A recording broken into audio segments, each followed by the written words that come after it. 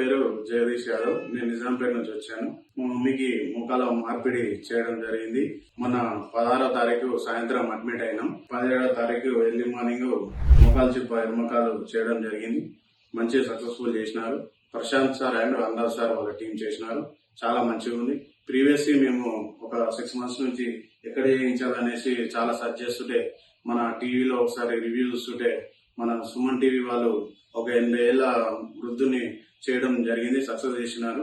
అదే ఉద్దేశంతో మేము వేరే హాస్పిటల్లో కూడా బ్లడ్ టెస్ట్ రిపోర్ట్స్ అన్ని ఇచ్చిన తర్వాత మళ్ళీ ఒకసారి సెకండ్ ఒపీనియన్ తీసుకుందాం అనేసి ఇక్కడ మన కేబిహెచ్పి శ్రీమంజు హాస్పిటల్ దగ్గరికి వచ్చినాము.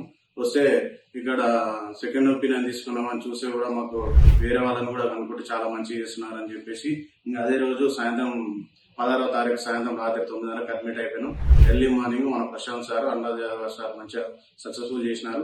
2 hours లోనే లేచి నడిపేయడం కూడా మాకు చూపించినారు లైవ్ లో.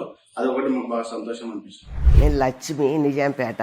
నాకు పెద్ద బాధ అయినండి నాయన. బాధ ఉండి 3-4 దవాఖానలు దిగింది. నాకు నచ్చలే. ఈ మంజు దవాఖానకు వచ్చిన ఆపరేషన్ చేసిర్రు. పొద్దున చేసిర్రు. 8 గంటలు దొరకపోయారు.